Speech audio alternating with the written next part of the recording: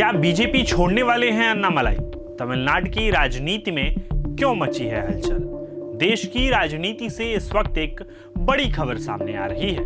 Tamil Nadu BJP के पूर्व प्रदेश अध्यक्ष और पार्टी के सबसे चर्चित चेहरों में से एक के अन्नामलाई को लेकर सियासी गलियारों में कई तरह की चर्चाएं चल रही हैं। सवाल उठ रहा है कि क्या अन्नामलाई भारतीय जनता पार्टी छोड़ने वाले हैं या फिर यह सिर्फ राजनीतिक अफवाह है। पिछले कुछ दिनों से सोशल मीडिया, राजनीतिक गलियारों और कुछ मीडिया रिपोर्ट्स में दावा किया जा रहा है कि अन्नामलाई बीजेपी नेतृत्व से नाराज हैं और भविष्य की पॉलिटिकल स्ट्रैटेजी पर विचार कर रहे हैं। यहां तक कि कुछ रिपोर्ट्स में यह भी कहा गया कि वह अपनी नई राजनीतिक पार्टी बनाने की तैयारी कर सकते हैं। हालांकि अभी तक इन दावों की कोई आधिकारिक पुष्टि नहीं हुई है। सबसे पहले आपको बताते हैं कि आखिर के अन्नामलाई हैं कौन। के अन्नामलाई का जन्म 4 जून 1984 को तमिलनाडु के करूर जिले के एक किसान परिवार में हुआ था। उन्होंने कोयम्बटूर के पीएसजी कॉलेज ऑफ टेक्नोलॉजी से मैकेनिकल इंजीनियरिंग की पढ़ाई की और बाद में आईआईएम लखनऊ से एमबीए किया। इसके बाद उन्होंने यूपीएससी परीक्षा पास की और 2011 बैच के आईपीएस अधिकारी बने। कर्नाटक कैडर में अपनी सेवाओं के दौरान उनकी छवि एक सख्त और ईमानदार अधिकारी की रही। कई लोग उन्हें कर्नाटक का सिंघम भी कहते थे। लेकिन साल 2019 में उन्होंने अचानक आईपीएस की नौकरी छोड़ दी और राजनीति में आने का फैसला किया। इसके बाद 2020 में उन्होंने बीजेपी ज्वाइन की और बहुत कम समय में तमिलनाडु बीजेपी का बड़ा चेहरा बनकर उभरे। साल 2021 में उन्हें तमिलनाडु बीजेपी का प्रदेश अध्यक्ष बनाया गया। उनके नेतृत्व में बीजेपी ने राज्य में अपनी मौजूदगी मजबूत करने की कोशिश की।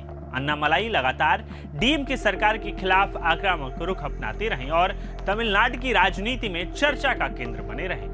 2024 के लोकसभा चुनाव में उन्होंने कोयम्बटूर सीट से चुनाव भी लड़ा।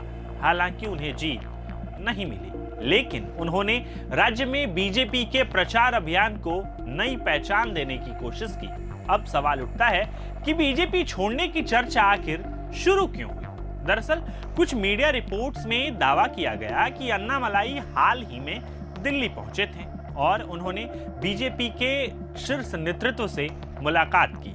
इसके बाद राजनीतिक अटकलों का दौर शुरू हो गया। चर्चा तब और तेज हो गई जब पत्रकारों ने उनसे पूछा कि क्या वह नई पार्टी बनाने जा रहे हैं। इस पर सवाल के जवाब में उन्होंने सीधे तौर पर नहीं कहा। उन्होंने इतना जरूर कहा कि आने वाले कुछ दिनों में वह इस मुद्दे पर अपनी स्थिति स्पष्ट करेंगे। यहीं से तमिलनाडु की राजनीति में नई बहस शुरू हो गई। राजनीतिक जानकारों का मानना है कि पिछले कुछ समय से तमिलनाडु बीजेपी के भीतर रणनीति को लेकर अलग अलग राय देखने को मिल रही है। खासकर एआईएडीएमके के साथ गठबंधन और राज्य की राजनीतिक दिशा को लेकर कई तरह की चर्चाएं सामने आती रही हैं। हालांकि यह भी सच है कि बड़े राजनीतिक दलों में रणनीति को लेकर मतभेद होना कोई नई बात नहीं है।